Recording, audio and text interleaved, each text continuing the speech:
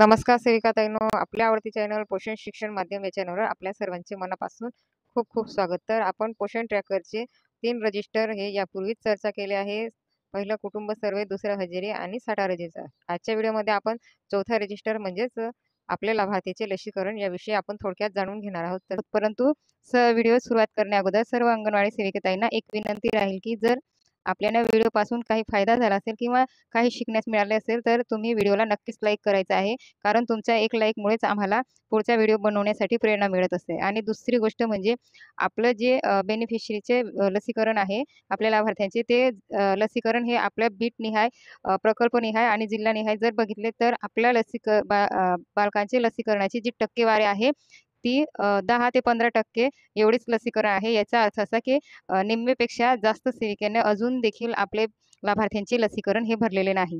तर आपण ते लाभार्थ्यांची आणि मातेची जे लसीकरण आहे त्याविषयी आपण संपूर्ण माहिती या व्हिडिओमध्ये घेणार आहोत. परंतु अजून एकदा विनंती राहील की हा व्हिडिओ आपल्या सर्व सेविकाताईंपर्यंत नक्कीच शेअर करायचा आहे, जेणेकरून ते आपले लसीकरण हे वेळेवर पूर्ण करतील. आपण आपल्या प्रकल्पाची आणि जिल्ह्याची जी लसीकरणाची टक्केवारी आहे ती वाढेल. तर आपण आता व्हिडिओला सुरुवात करू. तर सर्वप्रथम आपल्याला आपले जे गरोदर माता आहेत त्यांचे लसीकरण आपल्याला बघून घ्यायचे आहे. कारण आपल्याला सुरुवात ही गरोदर मातेपासूनच करायची आहे.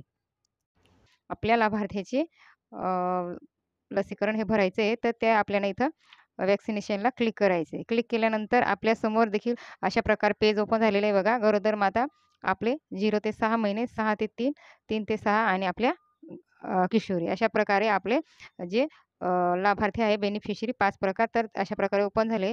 तर सर्वप्रथम आपल्याला गरोदर माता यांना क्लिक करायची. क्लिक केल्यानंतर अशा प्रकारे आपल्यासमोर हे बघा ओपन झालेले आहे.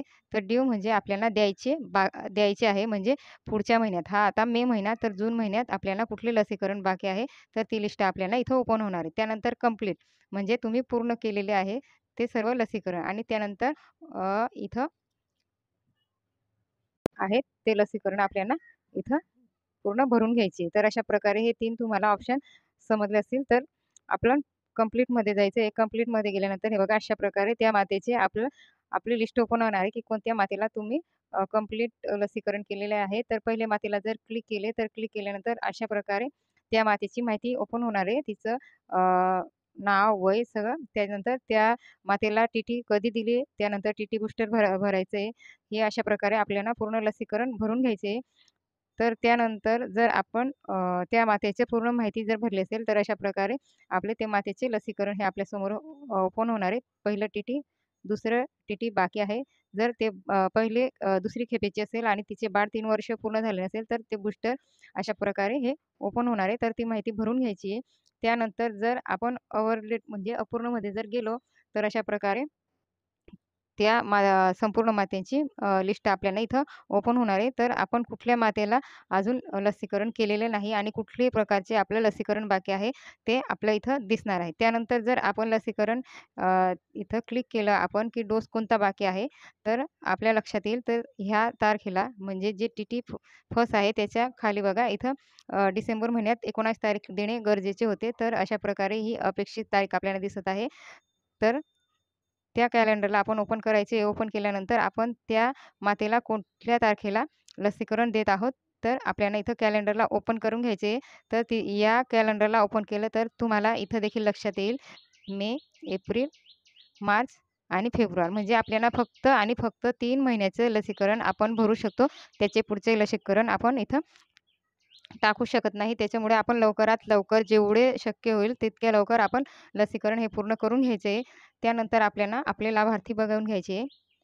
तर लाभार्थीला जर 0 ते 6 महिन्याला क्लिक केलं तर इथं देखील तुम्हाला लक्षात येईल. तर इथं देखील 3 कॉलम आहे. आपलं ड्यू म्हणजे आपली अपेक्षित लाभार्थी, त्याच्यानंतर आपण पूर्ण केलेले लाभार्थी. हे बघा अपेक्षित आपल्या लाभार्थ्याची यादी आपण पूर्ण केलेले आणि अपूर्ण अशा प्रकारे आपल्याला 3 कॉलम दिसतील. तर आपले जे बाकी आहेत तर ड्यूमध्ये आलेले बघा हे आपले 2 लाभार्थी हे लसीकरणासाठी पुढच्या महिन्यात आपले ते पात्र आहेत. तर जर आपण ह्याला क्लिक केलं रुद्र दीपक तर अशा प्रकारे हे पूर्ण लसीकरण आपले इथं ओपन होणार आहे बघा. तर ओपन झालेले आहे. तर तिथं आपल्याला सगळं लसीकरणाची माहिती आपल्याला इथं नावं आपल्यासमोर लिस्ट ओपन होणार आहे. तर कोणत्या तारखेला आपल्याला लसीकरण द्यायचे आहे. तर जे हे बघा तुम्हाला जे नारंगी कलरमध्ये दिसत आहे बघा असे हे चिन्ह हे पेंटा 2 दुसरा, ओ-पी-व्ही दुसरा, पेंटा तिसरा, ओ-पी-व्ही तिसरा जे हे लसीकरण आहे ते म्हणजे आता येणार आहे त्यांना द्यायचे अपेक्षित आहे. तर जर ह्याला क्लिक केलं तर आपलं हे ओपन होणार नाही कारण त्यांची अजून लसीकरणाची तारीख ही जवळ आलेली नाही. ठीक आहे. त्यानंतर हे जे लसीकरण आहे इथून बघा फिक्कट निळ्या कलरचे दिसत आहे. तर हे आता देणे गरजेचं आहे. म्हणजे हे मे महिन्यात 9 तारखेला देणे गरजेचे होते. त्यानंतर 6/6 बघा. हे अशा प्रकारे हे लसीकरणाची तारीख आपल्यासमोर येत असते. तर हे आपल्याला इथं बघा, इथं ड्यू म्हटलं आहे कॅलेंडर. तर इथं आपल्याला क्लिक करायचं आहे. क्लिक करून ते आपल्याला ही पूर्ण लसीकरण इथं भरून घ्यायची आहे. लसीकरणाची तारीख टाकायची आहे. ओके म्हणायचे आणि आपल्याला सबमिट म्हणायचे. त्यानंतर हे बघा लाल अक्षरमध्ये जे दिसत आहे, ते आपले लसीकरण आपले अपेक्षित होते, परंतु आपण दिलेले नाही. तर जे हेपाटायटिस असतं आणि जे झिरो पोलिओ असतो, तो आपण जन्मतः देत असतो. तर हे दोघं लसीकरण आपण जर दिले असेल, तर लवकरात लवकर ही तारीख टाकून घ्यायची आहे. कारण जी लसीकरणाची तारीख आहे, ती फक्त आणि फक्त 3 महिन्यापर्यंत अपूर्ण असेल, तरच टाकली जाईल. त्याच्या पुढचे जे आहे, ते टाकले जाणार नाही.